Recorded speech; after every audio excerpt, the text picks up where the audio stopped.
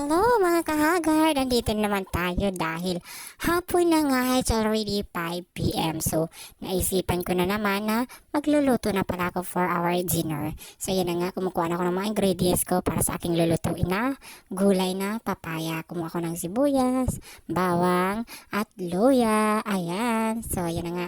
So, pupunta na tayo dito. Ayan. So, tapos na akong magayat-gayat. Ayan na, ginayat-gayat na rin yung aking papaya. At ayan na nga.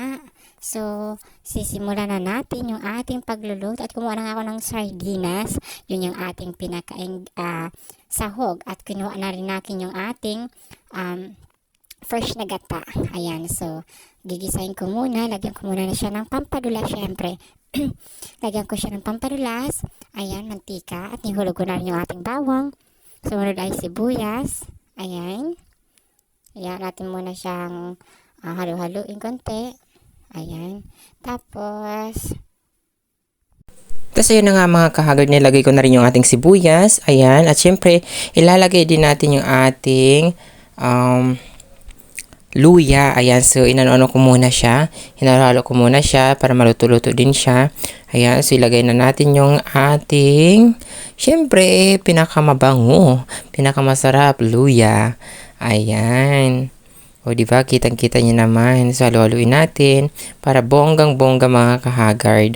Ayan. So, kailangan kasi sa pagluluto, kailangan nakafocus ka, kailangan nakasmile ka para masarap at sayaw-sayawan mo pa. Ayan mga kahagard, nilagay ko na rin yung ating ginayat-gayat na papaya. Ayan, galing pa yan sa bakuran, fresh from the farm pa yan. Kinuha yan ng boss namin. So, akala niya ata malapit na mahinog. So, ginulay ko siya kasi sayang siya pag lumambot na siya. So, ayan. Hinalo-halo ko muna siya ng bonggang-bongga mga kahagard. Saka natin lagyan siya ng tubig mamaya. Kasi yung papaya matubig po yan. Kaya huwag muna natin lagyan siya ng tubig para hindi siya dumami yung sabaw. Ayan, sa mga kahagard. Yan, tinakpan ko siya at titingnan natin.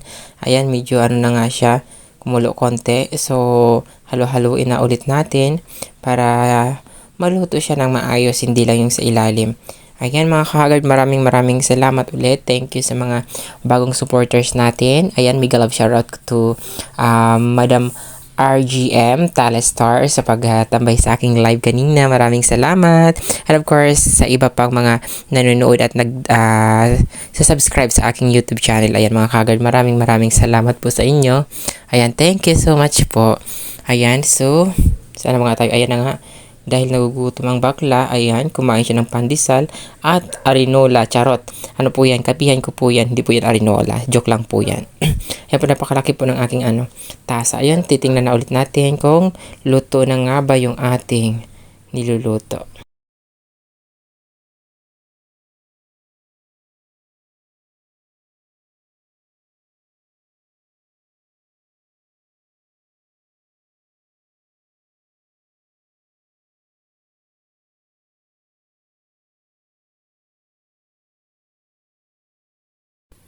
Ayun mga kahagard, so nilagay na natin yung ating sardinas para lumasa siya ng bonggang-bongga sa ating gulay. Ayan, dinurog ko siya para maayos yung kanyang tawag doon, para maayos siya. Maano yung lahat ng gulay, malagyan.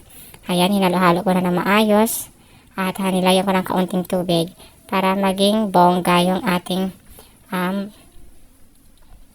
gulay mga kahagard.